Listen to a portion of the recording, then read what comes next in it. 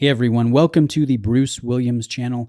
Today we're going to be reviewing an absolutely beautiful and elegant ISO 6425 compliant dive watch from Cartier, from a brand that is among the leaders in Swiss exports on the current watch market. And this one specifically was lent in by my friend Marc Goldberg, who has an excellent YouTube channel. I'm going to put a link to his channel in the description. And guys, I know some of you can relate to me here. You get watch friends the longer you're in the hobby, either through YouTube or forums or Discord groups or local watch meetups, and your watch friends. You have your normal friends, then you have your watch friends. Well, Marc was a watch friend that has become just a very good normal friend, I guess you could say. And I value the friendship. Marc is an absolutely fantastic guy. So thank you very much for allowing me some time with this beautiful dive watch. And Marc and I will disagree a little bit. Obviously, he likes the watch enough to have purchased it and to wear it and not to have flipped it. And I like this watch too, but we will disagree on a few elements. Let's get into the details. We have 42.7 millimeters of diameter with a 47.7 overall nominal lug-to-lug length, 11.1 in overall height. So it is nice and trim and slender on wrist. And I will draw your attention to these lovely dominant arcing lugs that flow down and follow the natural curvature of your wrist. So I will say this has a lovely fit, and it attains a level of sophistication and elegance that to me really scream Cartier. And I've got to say, I've recently picked up a Cartier. I bought the Santos white dial, large size, and it is one of the dang coolest watches that I've ever reviewed or owned or borrowed. And so I'm becoming a bigger fan of Cartier than I was before. And this Calibre de Cartier diver that was introduced in 2014 is just another reason. It's an underlying reason why I'm enjoying this brand. It's kind of an acquired taste, I think, if you're a watch enthusiast, but it's a taste that I really love. So a couple of things about this watch. Retail price as shown, $8,200. So it's about the same price as a Rolex Submariner if you could buy one on the market. Obviously, the Submariner is very difficult to come by. The other thing to keep in mind is Cartier recently discontinued this. It's not on their website anymore. And I'm a little bit bummed about that because I think it is a lovely design and it's getting harder and harder to find on the secondary market. I did a quick look and I don't think there is any on Watch Recon. There are a few on eBay and on Chrono24, but it's one of those models that, once you miss it, I mean, it's done. It's over. Because I don't think it's one of those models that I want to spend a premium after the fact just to obtain. As silly as that sounds, I don't know. It's just one of those ones that's getting harder to find, especially in this lovely sunray blue color with this blue ADLC coated bezel. It looks like ceramic. And if we look at the side profile, you guys can see it angles down toward that dome sapphire crystal. It's very prominent. It sits proud of the steel bezel teeth on the bezel. And actually, let me give you a sense of the action. It is surprisingly Seiko-esque.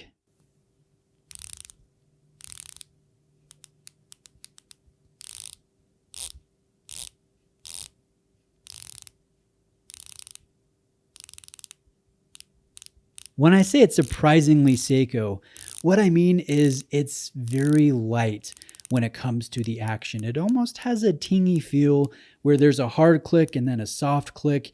There's a very low amount of torque needed to make the turn here on the bezel, but it's obviously nicer than most Seiko dive bezels. It's just the analogy that I thought most of you would get. I know many of you are familiar with Seiko. You're Seiko-paths, you're Seiko lovers, just like I have been in the past.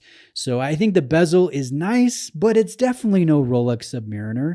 It's definitely no Panerai Submersible or Tudor Pelagos, but it is kind of cool in its own way. And that's the thing with this watch. It's a little out there, it's a little loud, but at the same time, it's refined and it's elegant like a Cartier should be.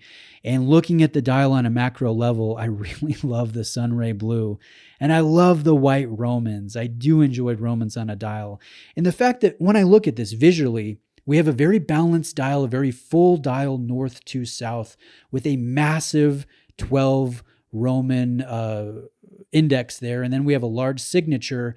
And then notice the size of the subsidiary seconds. It basically goes from the 6 o'clock marker where the Swiss made designation is to the hand stack. It's huge. And it's also loomed too, which I think is surprisingly satisfying. So let me give you that low light shot. I think it looks great. I like how balanced, again, north to south this dial is. And then switching back to natural light, I kind of enjoy, and I really didn't think I would, but I kind of enjoy the triple aperture here at the 3 o'clock position, where you can see the date, but also you can see the preceding day and the day that will be coming, in 24 hours time, basically. So I kind of like that. I like the frame. I like the length of the hand stack. I like the guilloche, and I love that coin edging found on the rehaut. I've never seen that on a rehaut before. And again, it's out there. It's different, but the watch still screams Cartier to me. And I like the little details. I like seeing the spinel in the screw down crown. I like seeing the screws in these lugs that arc down, that have that lovely flow and curvature to them.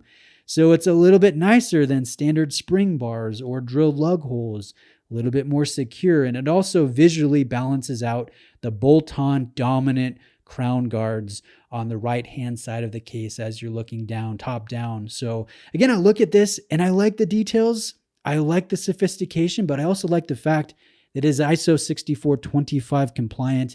It is tested at over its water resistance, which is 300 meters. They test this at a rating of 375 meters. They time it at multiple temperatures. This will be anti-magnetic to minimum 4,800 amperes per meter, which in itself isn't a lot, right? Obviously, we're getting 15,000 Gauss in Omega watches. So it's nothing to write home about, but it's nice to see here on this refined tool watch. And what's inside the case is a 1904 manufacturer Cartier movement that they've been producing for about 11 years now. And if we look at the specs, if we look at the dimensions, it is almost identical to the ETA 2892, which is a really well-respected thin caliber that I enjoy. I've had great experience with, but it's modified. It's a little bit different. It will carry an upgraded power reserve of 48 hours held in twin barrels. This does have 27 joules, a 4 hertz beat frequency, ceramic rotor bearings, a Glucidor balance, a Niverox hairspring, an Edicron adjustment system, and an Inca block shock protector. And the overall movement will carry 186 components. And I'm a little bit bummed you can't see it through an exhibition case back. I think that would be nice. It would be lovely. But again, this is a dive watch. This is a tool watch. And traditionally, a Cartier sport watch doesn't have an exhibition case back. So we can't all have Omega Seamasters on our wrist. And so I'm going to live with that, although I think it would be nice to see that in-house movement. And I will critique this in a couple other areas. Really, the big one is the anti-reflective treatment or lack thereof. That's a common criticism I have with many watches that are not Breitlings, that are not Omegas.